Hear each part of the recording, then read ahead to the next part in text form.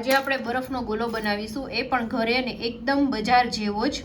તો ચલો આજની રેસીપી સ્ટાર્ટ કરીએ. રેસીપી સારી લાગે તો વિડીયોને લાઇક, શેર અને સબસ્ક્રાઇબ કરવાનું બિલકુલ ભૂલતા નહીં. ફ્રેન્ડ્સ, એના માટે ફર્સ્ટ છે ને ડ્રાય ફ્રૂટ લઈ લીધા છે, જે બદામની કતરણ, કાજુની, ડૂટી ફૂટી, ચોકલેટ લઈ લીધી છે. પછી ટોપરાનું ખમણ છે, ચેરી છે અને દ્રાક્ષ છે, કિસમિસ છે.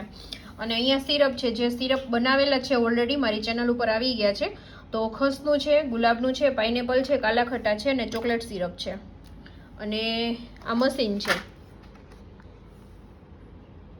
આ રીતે મશીનમાં છે ને બરફ રાખી દેવાનો. સાંજ નીચે મૂકો.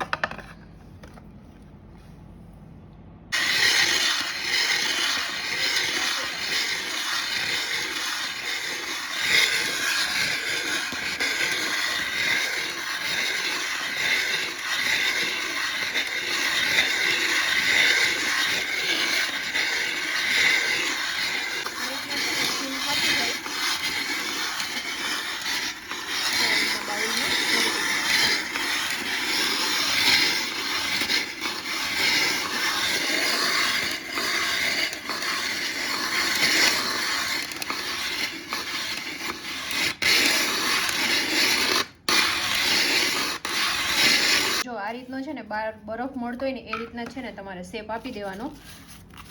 એટલે એકદમ તમે પેલું ટોકરા જેવું કરો ને એટલે એનું જે આપણે ઉપર સિરપ ને કરીએ ને બહાર નો જાય એટલા માટે. તો બસ આ રીતના કરી દેવાનો. હજી બીજોનો કરવો છે કે એટલો થઈ જશે ને? તો જો આ રીતના છે ને એકદમ સરસ. હવે એમાં બધા આપણે અલગ અલગ સિરપ કરી દઈશું. જો ચમચી પેડી લઈ લેજો. લઈ લો ચમચી લઈ લો. તો પેલા છે ખસનું.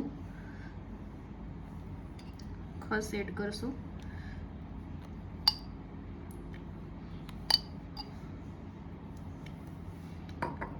પછી રોઝનું છે.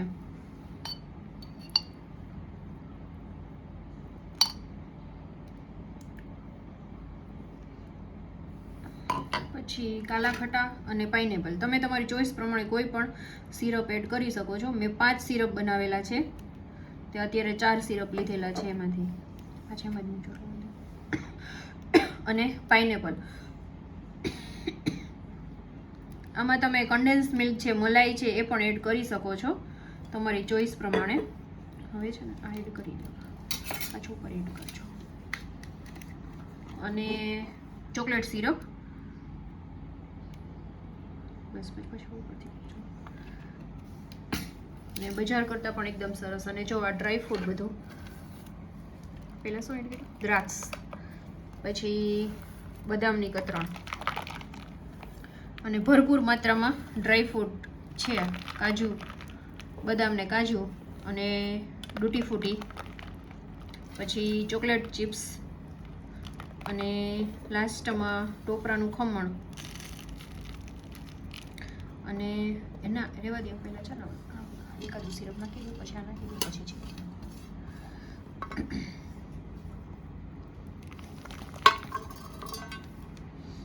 અને આ નાખો. અને ઉપર ફરીથી સિરપ એડ કરવાનું. બહુ સરસ ટેસ્ટી બને છે. અને ચોકલેટ સિરપ તો જો બની ગયો ને. અને ઉપરથી ચેરી. તો આપણો ફાઇનલ બરફનો ગોલો બનીને રેડી થઈ ગયો છે. એકદમ સરસ ટેસ્ટી લાગે છે, બજાર કરતાં પણ સરસ. અને આમાં તમને અગાઉ કીધું એમ કન્ડેન્સ મિલ્ક ને બધું તમે એડ કરી શકો છો તમારી ચોઈસ પ્રમાણે. અને ઘરનો એકદમ સરસ શું કહેવાય હાઇજેનિક પણ ગોલો બનીને રેડી થઈ ગયો છે. તો ફ્રેન્ડ્સ, તમે પણ જરૂરથી ટ્રાય કરજો અને તમારો ફીડબેક મારી સાથે શેર કરજો. જે બાળકોને મોટાને આ ગોલો ખૂબ જ ભાવશે. વિડીયો સારો લાગ્યો હોય તો લાઇક, શેર અને સબસ્ક્રાઈબ કરવાનું બિલકુલ ભૂલતા નહીં.